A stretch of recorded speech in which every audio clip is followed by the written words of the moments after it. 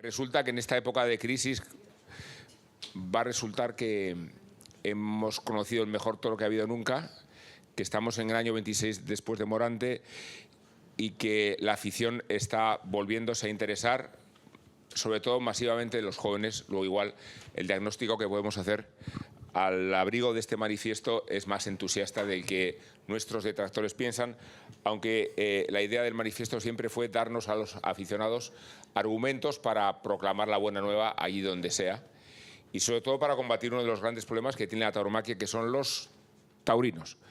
Y esta semana hemos sido conocedores de ellos por dos fenómenos: de cómo el taurinismo se posicionó contra una película que venía a enfocar la tauromaquia desde un ángulo no conocido, y menos mal que se invirtió la lógica que nos amenazaba desde el momento en que el PACMA se movilizó para prohibir la película y para que se expusiera en el Festival de San Sebastián. De esa forma, la película se ha convertido en un camino de gloria para la tauromaquia, no por la contribución de los taurinos. Y la segunda noticia es que ha desaparecido el único canal de toros, precisamente porque la tauromaquia, los taurinos desde dentro han conspirado para que esto sucediera. Así que antes de saber qué hacemos con los del movimiento antitaurino, cuidémonos de los taurinos mismos.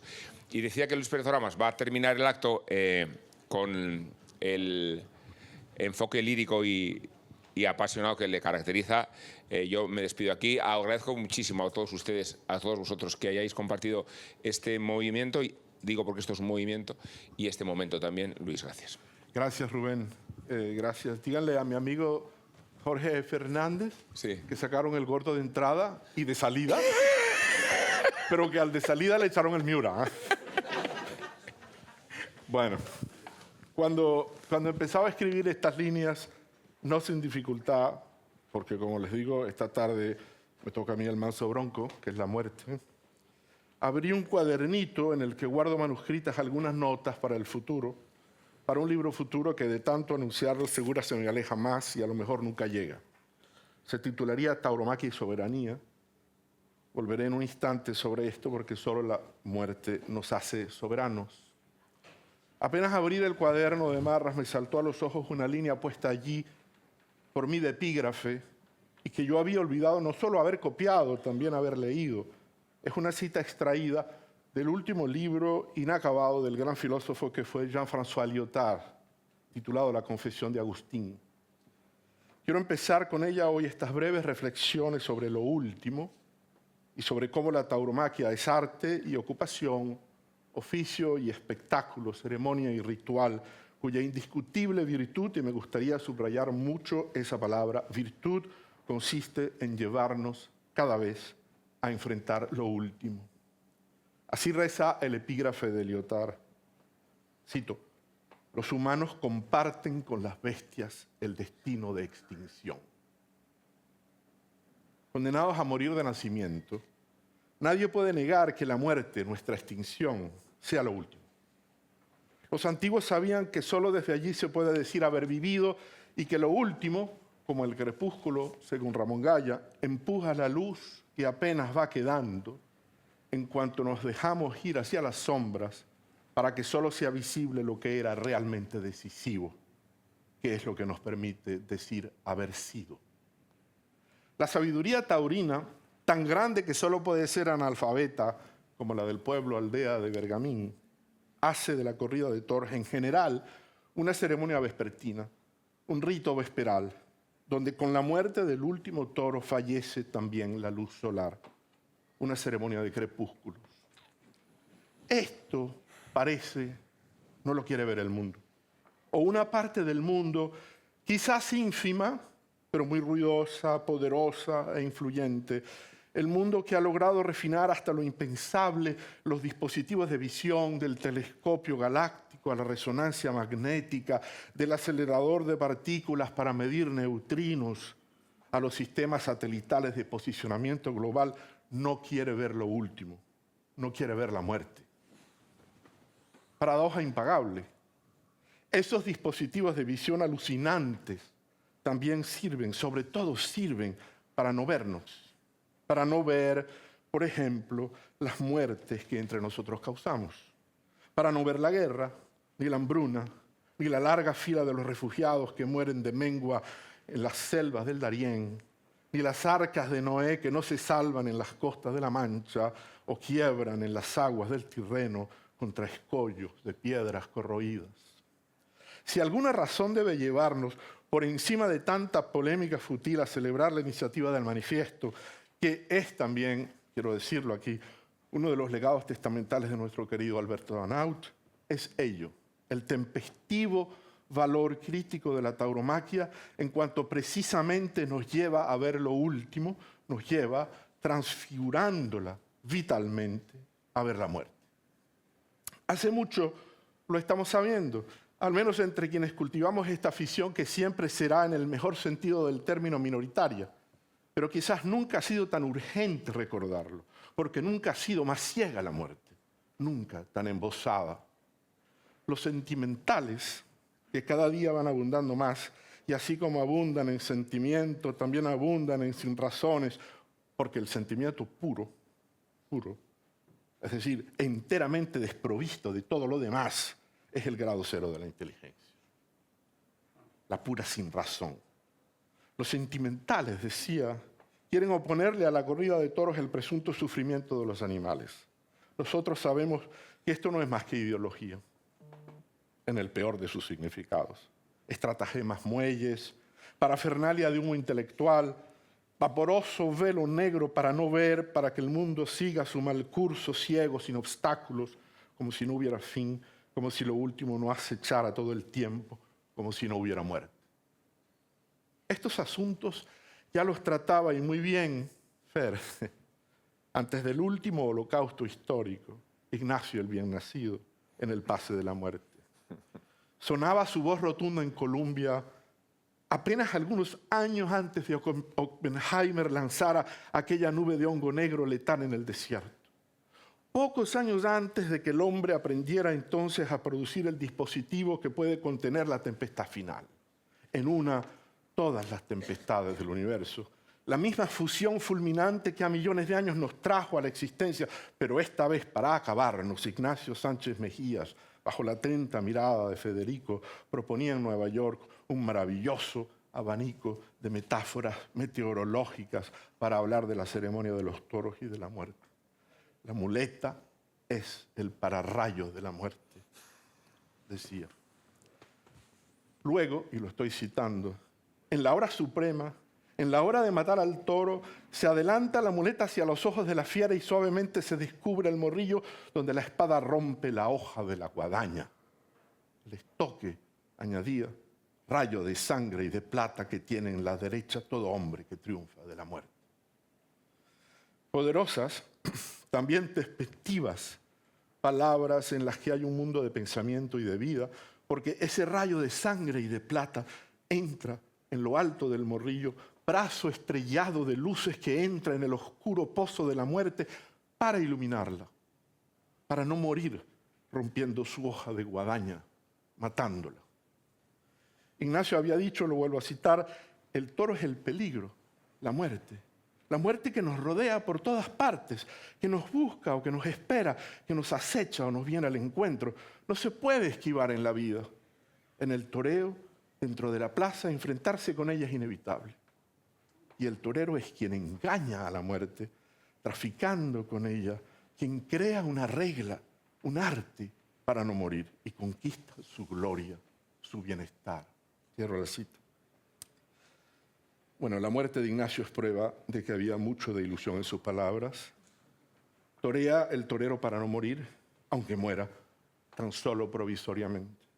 Yo he cometido un libro, y peor aún su título, Olvidar la muerte. Razón de estar aquí yo leyéndoles estas cuartillas blancas. El título, confuso, tiene que ver con una anécdota, con algo que habría dicho un torero y que creo todos los toreros saben. Solo se puede torear, solo puede verse la proximidad de la muerte olvidándola, como si ya muerto de muerte y no de miedo. Torear teniéndola presente como un insomnio, imagino yo, es imposible. El valor que consiste en sobrellevar el miedo y vencerlo pasa por olvidarse del cuerpo, aquel estado olímpico del alma que decía Belmonte, y por ello pasa por un transitorio olvidar la muerte. Ejercicio provisorio porque la muerte es inolvidable. Inevitable es lo que inevitablemente retorna. Quizás se trata entonces del toreo como de una más de las artes de la memoria, que son también artes del olvido, porque el olvido vive en la memoria, incluso de lo inolvidable. Esa regla que el torero inventa con sus engaños, es decir, con desvíos, para que no se anide la muerte en su cuerpo y pase redonda o en castigo, rozándole los flancos, convertida en malva caricia y en vuelo bermejo, transfigurada, es un atajo para la memoria, a fin de poder verla pasar ceremoniosamente para momentánea gloria y bienestar de todos. La esencia filosófica de la meditación de Ignacio es que evitando la muerte sin dejar de verla o de saberla, haciéndole sus quites, pastoreándola si se quiere por gallegos, clavándole sus flores en lo alto, atizándole cuando lo pide el relámpago de plata en el osco rincón de sus agujas, es pues una manera de matar la muerte provisoriamente, única forma de verla.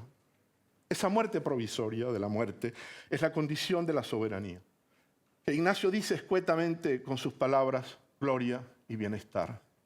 Es, si se quiere, hacer luz en lo oscuro, fiat lux, e inventar de nuevo el tiempo. Acercarse a lo último y verlo pasar, en oficio festivo de anticipación, a ver si cuando llega su mirada no nos hiela y al contrario nos acoge o la acogemos. Va mucho de estoicismo en esto del toreo, pero no grave, sí con riesgo, alegre. No se dice en balde que la de los toros es una fiesta, pero no es fiesta nacional. Es fiesta filogenética de todos los animales humanos y fiesta ontogenética de cada una de las personas que allí nos convocamos en festejo. Decía yo al inicio que el mundo que no quiere ver la muerte es ínfimo, porque es solo el mundo de las grandes urbes del progreso que, negando sin cesar lo último, no para de amenazar con retrocedernos a los abismos del inicio. En realidad, en los vastos y alejados continentes del planeta, en las planicies y en las selvas, en los collados altísimos y en las lagunas, en las islas y en los mares, en los campos agrestes o tupidos, floridos o desérticos, el resto del mundo vive día a día con la muerte y las familias con sus bestias y animales. Los grandes cazadores, los que cuidan sus sembrados, saben que se matan animales entre ellos y al menos desde la gran domesticación neolítica también que los humanos los matamos para que no nos maten ellos y para que no haga en nosotros su nido letal, el hambre. Si el toreo es arte de la memoria, lo es también de esto, de que al menos desde que las plantas vasculares se acordaron para acometer el milagro de transformar la luz del sol en respirable oxígeno, hubo vida aeróbica, vida animal, y que desde que la humanidad acometió la gran domesticación de plantas y animales, convive con sus bestias y trata entonces, para fundar hogar o economía, de administrar con la razón y la necesidad la vida de las plantas y la muerte de los animales. Nos recuerda Emanuele Coccia que el pastoreo, la cacería, la cría, la agricultura son la forma trascendental de la política en cuanto a fundación de una relación racional entre las especies. De aquella neumatología, luz y respiro, surgió la única cosmología digna de ser llamada humana, que se traduce en administrar la vida con la vida de las plantas y con la muerte de los animales. Un mundo sin muerte animal es impensable, porque no es mundo, sino brutal precipicio en el abismo de la predación absoluta, incontenida ante mundo infernal. Esto es lo que los sentimentales puros, sin razón, no quieren ver y son incapaces de pensar, y es a ello a lo que sus ilusorios espejismos de bondad nos condenan. Animal rastro de los primeros animales, huella animal de los animales que estaban antes, el toro de Lidia es un prodigio, una donación, un don cultural. Es el resultado laborioso de una decisión humana y soberana por conservar un pedazo del mundo que nos antecedió, aquel animal que no temía, que no había sufrido ni predación, ni domesticación, ni cacería, y no había por ello tenido necesidad de aprender a ser manso, defendiéndose. Visto así, el toro de Lidia es como un ente de razón, una entelequia de media tonelada, lo más próximo que humano alguno haya concebido para acercarse a la idea platónica del animal. Pero aquello que estaba antes, absolutamente antes, era también la muerte indiferente y sola. Los trabajos se inventaron para la vida, para bordear, burlar y así bordar la muerte como en el toreo. Y con la muerte los humanos aprendimos también a hacer las ceremonias que nos diferencian, por mucho que duela a los buenistas, de los otros animales. El toreo es una ceremonia de muerte animal. Esa voz ruda, cuya sonoridad sincera parece perturbar la escucha y el falso cristal moral de los moralistas, es hoy más que nunca necesaria. ¿Qué hacen los humanos con la voz? Inventamos la ceremonia del lenguaje. ¿Qué hacen los humanos con el ruido? Inventamos la ceremonia de la música. ¿Qué hacen los humanos con el abrigo? Inventamos la ceremonia de la arquitectura, la ceremonia de las vestimentas y los hábitos. ¿Qué hacen los humanos con las piedras y metales? Inventamos la ceremonia de los útiles y ornamentos. ¿Qué hacen los humanos con las tierras que manchan y endurecen? Inventamos la ceremonia de las artes, de tallas y esculturas. ¿Qué hacen los humanos con el fruto y con la carne cruda? Inventamos las ceremonias del condumio. ¿Qué hacen los humanos con la serpiente de Edison contenida en cables de fotones? Inventamos las artes de la fotografía, de la iluminación, los espectros de luz que se mueven en las salas oscuras. ¿Qué hacen los humanos con la fuerza veloz de los cuerpos? Inventamos la ceremonia de los juegos, del deporte. Con la muerte de los animales inventamos la ceremonia del toreo, entre otras. Yo recuerdo en las afueras de Río de Janeiro el inmenso mercado popular de Madureira, ciudad en ciudad y laberinto en el laberinto donde se venden las bestias para el sacrificio de los orixás en las ceremonias del candomblé. Cuestionarlo, que no tiene sentido, iría contra el buenismo dominante, que sin freno a nosotros nos condena por la muerte del toro en la plaza. El buenismo que cobarde se acomoda sin remordimiento alguno de seguir viviendo de la muerte animal escondida y sin riesgo para nadie, muda y silenciada, humillada, bien empaquetada, como si no hubiese tampoco en los latidos del mundo sangre alguna. Pero el toreo es aún más que una ceremonia de muerte animal. El toreo es el sacramento de retribución simbólica a la naturaleza, indiferente a nuestra suerte, del animal primero en su rastro vivo, para que a través de la coreografía luminosa de su sacrificio pueda salvarse del destino de extinción. En ello se juega libérrimo la vida del torero, con arte marcial de relámpago en estoques de oro y plata refulgentes, y erige el estandarte moral de su decisión de pisar de nuevo con garbo la arena de riesgo y soledades. Elogio de la inmovilidad en el salvaje corazón del movimiento e invención del tiempo, temple en el seno de lo crudo bestial que nos embiste para volver a ver la muerte, para volver a ver nacer la vida desde el pozo mismo de la muerte, media luna, las armas de su frente y el sol, todos los rayos de su pelo. Muchas gracias.